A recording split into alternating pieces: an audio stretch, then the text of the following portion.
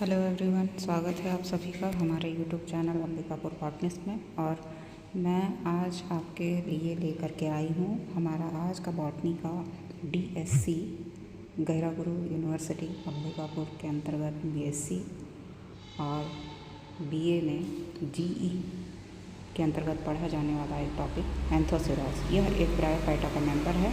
आज हम इसके बारे में आइए देखते हैं। इसका सिस्टमेटिक पोजीशन देखा जाए तो यह जो है एंथोसिरोटॉप्सिडा के अंतर्गत आता है। क्लास इसका एंथोसिरोटेल्स होता है और जीनस हम पढ़ रहे हैं एंथोसिरोज। इसका हैबिटेट नम छायादार स्थानों में बाकी के जो ब्रायोफाइट्स होते हैं उसी की तरह ये पाया जाता है। और एंथोसिरोज का जो थैलस होता है वो डार्क ग्रीन कलर का चपटा थैलस होता है और यह रिक्सिया और मार्केंसिया के भांति ही इसका थैलस होता है, किंतु ये उनसे अधिक घना थैलस उत्पन्न करता है, यानी कि रोजेट स्ट्रक्चर बनाता है। इसका थैलस दो भागों में विभक्त होता है, डॉर्सल और वेंट्रल सरफेस। डॉर्सल सरफेस जो होता है वो स्मूथ और वेलवेटी होता है और वह ग्रीन कलर का दिखाई देता है, जिसमें कि मिडरिब, रिक्सिया और मार्केंसिया की भांति आपको दिखाई पड़ेगा। वेंट्रल सरफेस में आपको स्मूथ सरफेस दिखाई पड़ेगा और smooth walled unicellular rhizoids present होते हैं जो जड़ की भांति कार्य करते हैं। इसमें ट्यूबरकुलेटेड राइजॉइड्स जो कि मार्केंसिया में पाए जाते हैं उनका अभाव होता है और इसमें स्केल्स जो कि आपके रिक्सिया में देखने को मिलते थे वो इनमें नहीं पाए जाते हैं। इनमें म्यूसिलेज प्रोड्यूस करने वाले गड्ढे यानी स्लाइम पोर्स पाए जाते हैं, जिनसे चिपचिपा म्यूसिलेज निकलता रहता है। इनका एनाटॉमिकल स्ट्रक्चर यानी आंतरिक संरचना अगर देखें तो इनका जो थैलस है वह पैरेन्काइमा सेल्स का बना होता है और अपर और लोअर एपिडर्मिस से घिरा होता है। एयर चैम्बर्स बाकी दो रिक्सिया मार्केंसिया की भांति इनमें नहीं पाए जाते हैं। फोटोसिंथेटिक जोन अलग से फिर भी पाया जाता है। इनमें क्लोरोप्लास्ट जो है प्रत्येक सेल में बड़े साइज का क्लोरोप्लास्ट इसमें मिलेगा, जिसके सेंटर में पायरेनॉइड रिंग प्रेजेंट होता है, जो कि इसकी सिमिलैरिटी दिखाता है ग्रीन एल्गी के साथ। इनमें साइनोबैक्टीरियाज के साथ सिम्बायोसिस भी आपको देखने को मिलेगा। साइनोबैक्टीरिया जैसे कि नॉस्टॉक इनके म्यूसिलेज कैविटी में पाए जाते हैं, जो कि इनके साथ सिम्बायोसिस करके इनके लिए नाइट्रोजन फिक्सेशन करते हैं और बदले में जो एंथोसिरोज है उन्हें प्रोटेक्शन और कार्बोहाइड्रेट प्रदान करता है। इनमें जो वेजिटेटिव रिप्रोडक्शन की एक विधि जो वर्दी विधि है उसमें फ्रेगमेंटेशन के थ्रू यह होता है।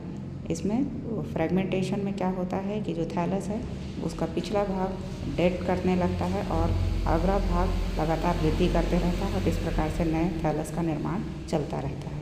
ट्यूबर फॉर्मेशन के द्वारा भी वर्दी प्रजनन देखा गया है।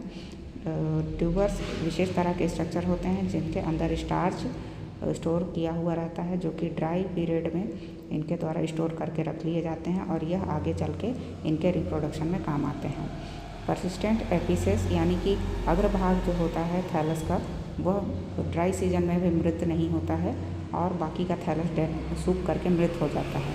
जैसे ही वेट सीजन बरसात का सीजन आता है, यह जो एपिकल परसिस्टेंट एपिसेस होते हैं यही आगे चल के पूरे थैलस को बनाते हैं।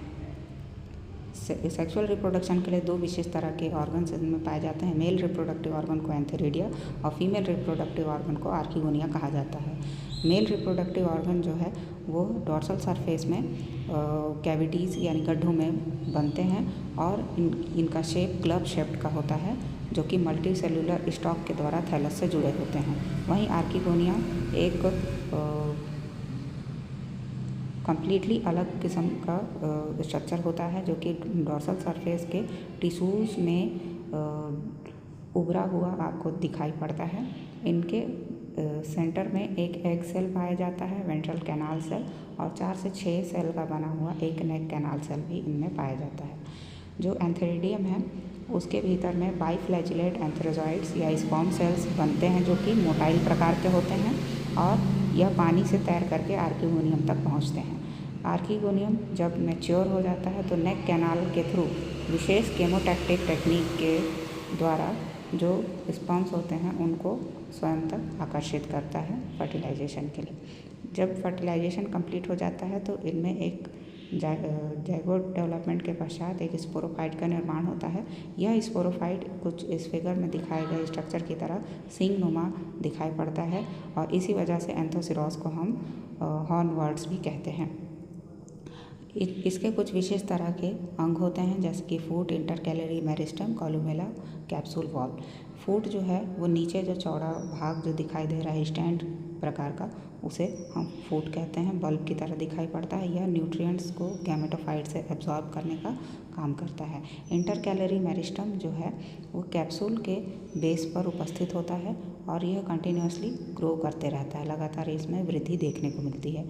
कॉलुमेला और कैप्सूल वॉल साइड में जो ग्रीन वाला भाग दिखाई दे रहा है सेंट्रल एक्सिस को जो चारों तरफ से घेरे हुए होता है, इसमें स्टोमेटा भी पाया जाता है और एपिडर्मिस की भी उपस्थिति होती है और इसमें फोटोसिंथेसिस भी संभव होता है।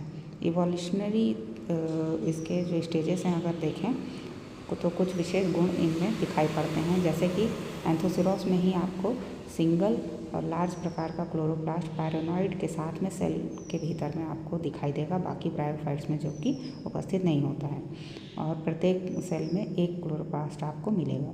इनमें जो स्पोरोफाइट होता है उनमें कंटिन्यूअस ग्रोथ देखने को मिलता है और इंटरकैलरी मेरिस्टम टिश्यूज़ के कारण यह की एक्टिविटी के कारण यह प्रक्रिया होती है। इनमें स्टोमेटा में गार्ड सेल की उपस्थिति होती है जो कि इन्हें ट्रांसपिरेशन और बाकी के फोटोसिंथेसिस की क्रिया में मददगार होते हैं।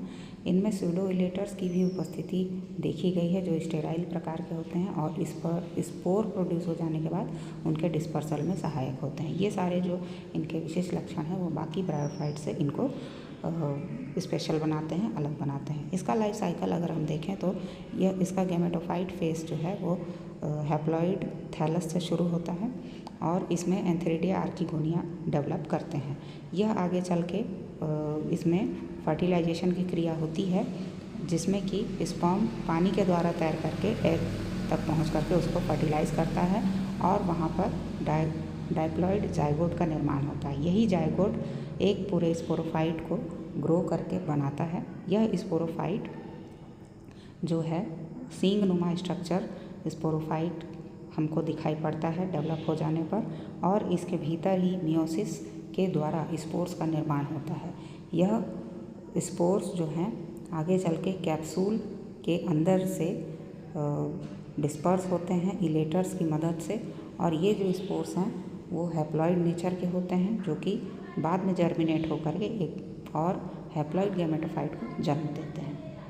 इनका इकोलॉजिकल इम्पॉर्टेंस, एनवायरमेंटल इम्पॉर्टेंस अगर हम देखें तो नाइट्रोजन की मेंटेनेंस में, नाइट्रोजन एनरिचमेंट में सॉइल में करने के लिए इनका बहुत ही महत्वपूर्ण योगदान होता है, क्योंकि यह नॉनस्टॉक के साथ सिम्बायोसिस में रहते हैं और जैसे ही इस ऐसे प्रकार की मिट्टी में इनका अवतरण होता है जहाँ की न्यूट्रिएंट कम है या फिर नाइट्रोजन की कमी है, तो वहाँ पर यह नाइट्रोजन प्रदान करके वहाँ की मिट्टी को और ज़्यादा उर्वर बनाते हैं। सॉइल कॉलोनाइजेशन की प्रक्रिया भी इनके द्वारा देखी जाती है और सॉइल का कटाव रोक करके ये बाकी के प्लांट्स के लिए भी हैबिटेट बनाने के लिए क्या करते हैं कि स्टेज प्रोवाइड करते हैं।